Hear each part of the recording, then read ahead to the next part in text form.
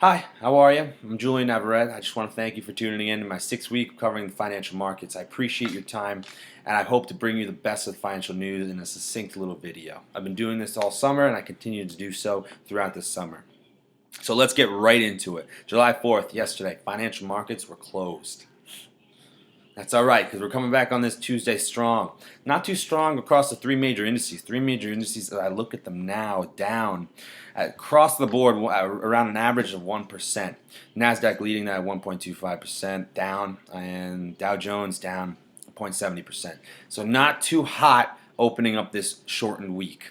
It's pretty exciting that it's a shortened week, but we have to get a lot of information out there. A lot of trades need to be committed. So let's get right into it.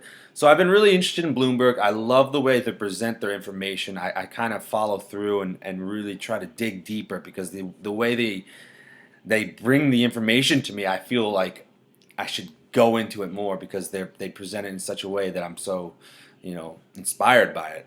So they told me about currencies. What happened with currencies? So what I saw across the board was the pound. The pound just continues to get hammered. I couldn't believe it. I thought numbers were flattened out by the end of that last week. Last week, referendum happened. The UK left the European Union. Markets were roiled. So the pound continues to drop to 1.3115. If you can see that number, in decimals 1.3115. And that's a new market, not new record low. And that's crazy because a couple of years ago, just a year ago or whatever, it was around like a dollar for $2 per pound or something very similar to that. And that I rounded it up because it's you're losing every dollar. If you want to visit the UK, this is the perfect time to go to the UK, unless it keeps dropping because who knows anymore. Very cool how that's happening because we haven't seen those numbers since 1985.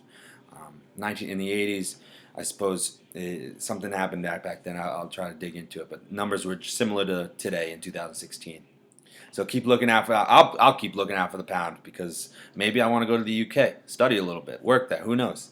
But let's move on to bonds. Bonds. The yields on the U.S. 10-year actually reached new lows, 1.38%. The 30-year fell to 2.1436 on the dollar. So you really see this inverse relationship working out here.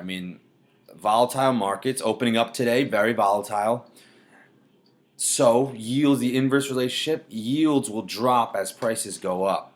And then when prices go up, it means there's a lot of demand. A lot of people are forcing themselves into that market. So that's what we see. We see it in the UK, we see it in Germany and French, government debt all falling. On the opposite side, we see the Spanish and Italian bond yields ticking a little higher. Specifically with Italy, there's a lot of stories going around this country right now. And what I found is that there's a little trouble in Italy, specifically with loans. There's a lot of sour loans in Italy, coming through Banca Monte dei Paschi di Siena, SPA. There's a lot of activity surrounding this bank in Italy. Today, I saw numbers 7.6% trading down in Milan for this bank.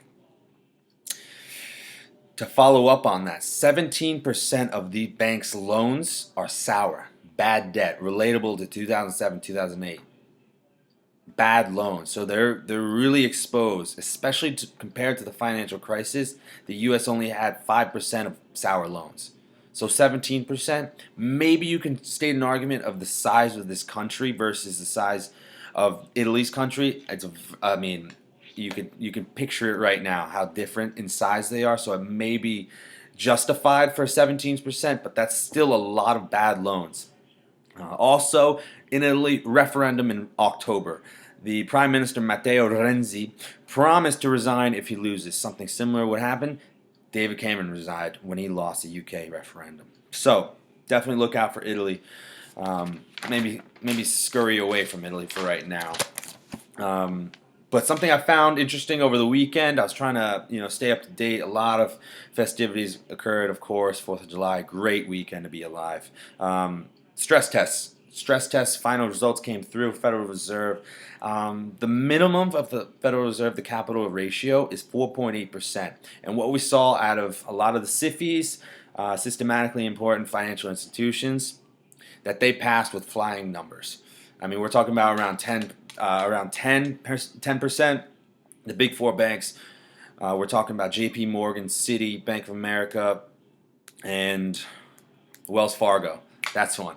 Got those big four. And I've been following on the big four because, big four and relatable assets, securities, awesome.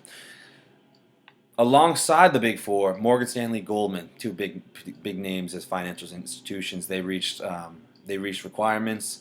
Morgan Stanley had a little trouble in the beginning in the first round. There's two rounds. The first round, Morgan Stanley had a little bit of trouble, but they fixed their capital.